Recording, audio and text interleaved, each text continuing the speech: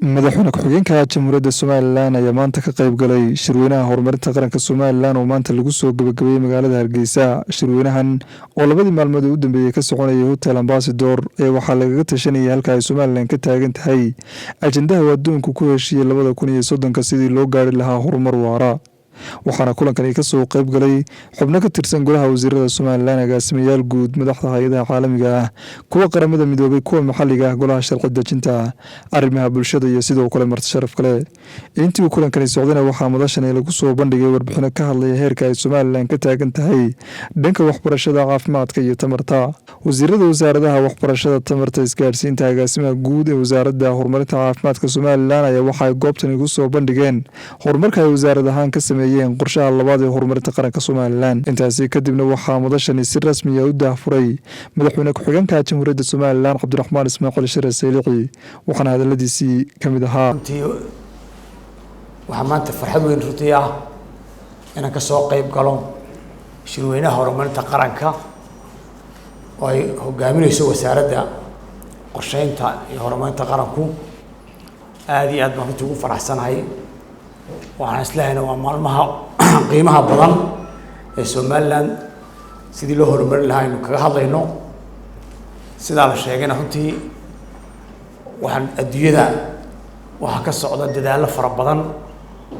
oo bini'aadamka ama mujtamaca ku nool wax laga bedelayo noloshooda oo mar walba higsigu yahay in halka la joogo meel ka sareysa la gaarsiiyo innaguna dunida ka midnahay dal curdina baan soo koraya ujeedada maanta isku timaadeenna waxa weeyaan ama lagu lafaguray halkani sidaynu ummadeena horumarka aan higsan u gaarsiin lahayn oo dhinac walba leh haday tahay adeegyada bulshada caafimaadka waxbarashada deegaanka tamarta intaas isku wada xiran oo midna mid ka maarmi karin iyadoo aynu higsanayno yoolasha waara sustainable development goalska isla markaana isku dabaqayno qorshaha horumarinta qarankeena ee labaad NDP2 runtii aad iyo aad bay ugu faraxsanahay la soo abaabulo shirkani waxaan u mahadnaqayaa hay'adaha caalamiga iyo hay'adaha maxalliga dhamaantood runtii oo iyagoo inala garab jooga ama inala wada horumarinta qarankeena wadno runtii harayna inagala jooga mar walba inoo dhaga nugul maanta intii ka fadhido aad baan ugu mahadnaqayaa intaasi kadibna agaasimaha guud ee wasaaradda qorsheynta iyo horumarinta qaranka Somaliland mudane Mubarak Abdullaahi Ibrahim Daljir ayaa gabagabadii kulankani waxa uu soo bandhigay waxyaabihii ka soo baxay kulankani intii uu socday wasaaradda qorsheynta iyo horumarinta qaranku iyadoo kaashanaysa daneeyaasha kala duwan waxa ay markii labaad qabatay shir waynaha horumarinta qaranka oo socday 23 ilaa 24 bisha 9aad ee 2020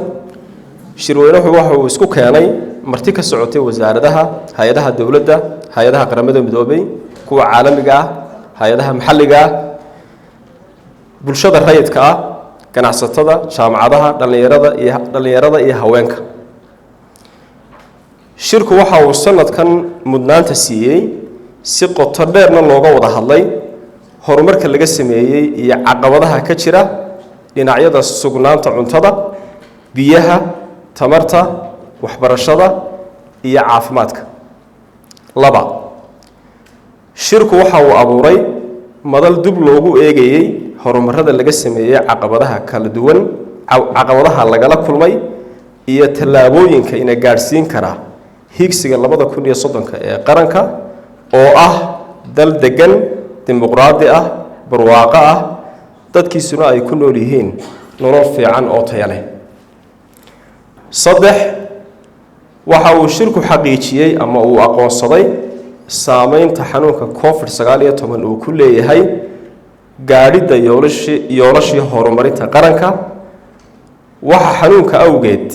awoodii dhaqaale ee awalba yareyd mudnaanta la siiyay wax ka qabashada baahiyaha adeegyada caafimaadka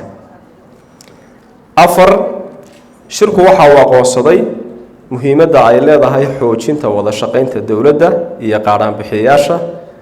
ganacsiga gaarka ah bulshada rayidka ah iyo jaamacadaha sidii loo gaari lahaa ama sidii loo xaqiijin lahaa sugnaanta cuntada, caafimaad horumarsan, waxbarasho tayo leh, iyo sidoo kale tamar iyo biyo inaga saacida inaynu gaarno yoolasha horumarka qaranka. 5 dowladda Soomaaliland waxaa ka go'an inay qaado tallaabo kasta si qorshaha qaranka ee labaad iyo yoolasha horumar waaraba loogu bandhigo bulshada rayidka ah, ganacsatada iyo dadweynahaba, si loo kordhiyo wacyigelinta, fahanka iyo lahaanshaha qorshaha horumarinta qaranka. 6 dowladda Soomaaliland waxa ay hoosta ka xariiqaysaa ka go'naanshaha hirgelinta yoolasha horumar waara, kuwaasoo si dhammaystiran loola mideeyay ama ugu xidhiidhsan qorshaha horumarinta qaranka ee labaad iyo higsiga 2030 ee qaranka. waxaana kulankani si rasmi ah u soo xidhay wasiirka wasaaradda qorsheynta iyo horumarinta qaranka Soomaaliland mudane Xasan Maxamed Cali Gaafadhi. waxaanu soo bandhigi doonaa bisha Oktoobar 7 survey aad iyo aad muhiim ah oo ah kii ugu horeeyay ee la sameeyo, waanu iska kaashanay wasaaradda qorsheynta iyo wasaaradda caafimaadku, oo lagu soo bandhigi doono maxaan ku dhahdaayay household maxaan ku dhahdaayay survey ah oo macluumaad fara badan oo caafimaad lagu soo bandhigi doono. aad iyo aadna aan u jecelahay in xoog looga soo qayb galo si loo ogaado macluumaadka ku duugan maxaan ku dhahdaayay surveyga resultkiisa. waana mid aynu leenahay oo Soomaaliland u gaara, waxaana maalgelisay hay'adda UNFPA, laakiin inaga ayaa qabsanay, inagana ayaa inoo gaar yahay. waxaana qabtay aqoon-yahano maxaan ku dhahdaayay muwaadiniina oo ay ugu badan yihiin wasaaradda qorsheynta qaranku iyagoo la kaashanaya wasaaradda caafimaadka. aad iyo aad baan mar labaad idinku mahadnaqayaa. shaqo wanaagsan baynu qabanay, waynu ku wada ammaananahay. aadna waan idinku ammaanaya kasoo qaybgalayaashiina. shirkiina maanta intaas sidaasuu inuu ku xidhan yahay. nooli kulantee iyo bisheeda sanadka ka dambe haddii la yidhaahdo aynu isugu iman doono kii saddexaad.